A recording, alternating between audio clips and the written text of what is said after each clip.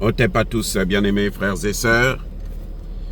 La Syrie dit non au départ des Russes, à la fermeture des bases militaires russes en Syrie.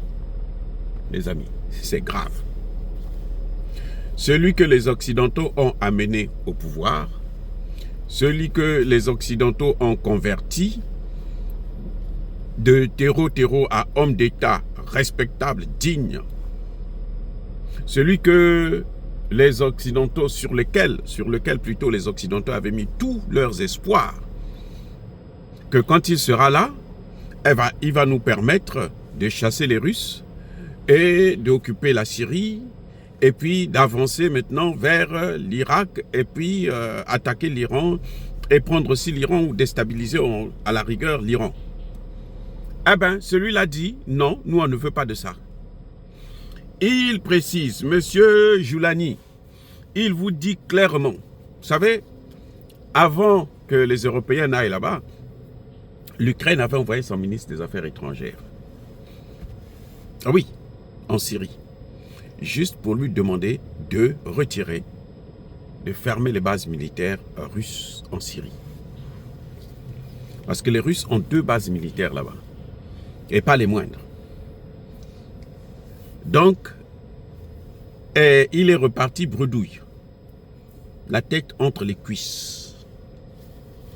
Le nouveau patron de la Syrie dit que, lui, il pense que la Russie est une grande puissance. Selon lui, c'est la seconde puissance mondiale. Pour nous, c'est la première puissance mondiale sur le plan militaire. Pour gagner la confiance de ces gens-là, l'Ukraine a déversé 500 tonnes de blé et de farine pour, voyez, non? Pour les corrompre, comme Zelensky s'est corrompu lui-même. Alors, ce qu'il fait, c'est que partout là où il passe, il utilise la corruption pour gagner des marchés, pour gagner en autorité, pour obtenir ce qu'il veut. Là, ça ne marche pas. Le gars dit, malgré vos farines là, vos grains là, nous on n'en veut pas. Nous on ne veut pas laisser partir la Russie.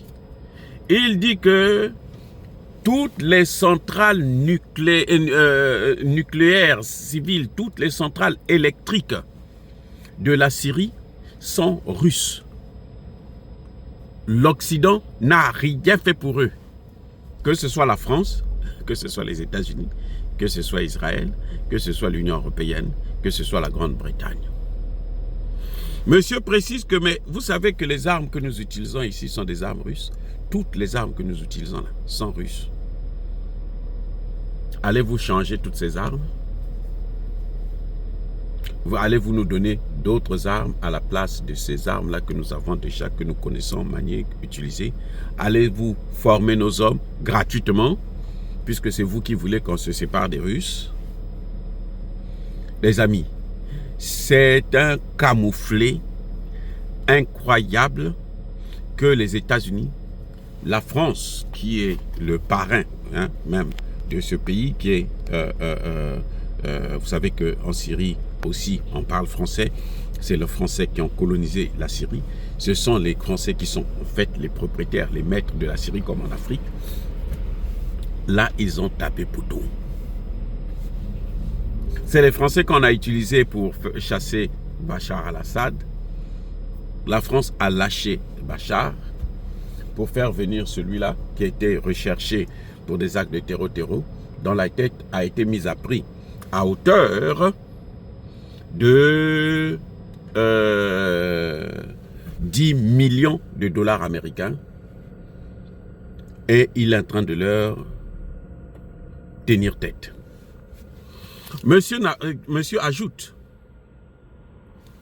il y a de grands liens culturels entre la Russie et la Syrie. Et pourtant, ils savent très bien que Bachar al-Assad est en Russie. Il est réfugié en Russie. Mais il dit que nous, on ne peut pas lâcher la Russie pour aller vers les Occidentaux. Oh, celui-là, c'est un terreau un peu intelligent. Ne soyez pas surpris qu'on soulève son dossier pour dire que, bon, lui, il faut le traduire à la cour pénale. Eyi Ndongo. Kutu Kutu. Ça veut dire que, ça, en congolais, ça veut dire que ça devient compliqué. Ça devient dur. Ils ont fait de mauvais calculs. Ils ont tapé à côté. Ils ont frappé à la mauvaise porte. Ils ont choisi le mauvais cheval. Le nouvel homme fort de la Syrie ne veut pas laisser partir les Russes. Et en France, aux États-Unis et partout, dans tous les pays de l'OTAN, c'est un camouflet, c'est une honte, c'est la stupéfaction totale. La stupeur. C'est incroyable ce qui est en train de se passer. Ils avaient tous misé sur lui et lui, il est en train de tourner sa veste avant même de s'installer confortablement au pouvoir. Parce que n'oubliez pas qu'en ce moment, il y a des combats qui ont repris déjà en Syrie. Les amis, l'OTAN a échoué encore une fois de plus en Syrie, comme d'habitude. Il n'y a que des morts, malheureusement, qu'il faut compter à chaque fois qu'eux, ils passent quelque part. Ce sont des spécialistes, des donneurs de la MORD. Eux. Merci encore une fois de plus. Soyez bénis, abondamment bénis par le Dieu de Kémite et par nos ancêtres angélisés. Mais que tous ceux qui persécutent le continent africain le pillent et le déstabilisent, qu'ils soient noirs, blancs, chinois, arabes, juifs, indiens, qu'ils soient punis, maudits, foudroyés, neutralisés, écrasés, effacés par le Dieu des Kémites et par nos ancêtres angélisés. Vive l'Afrique éternelle, j'ai dit et j'assume.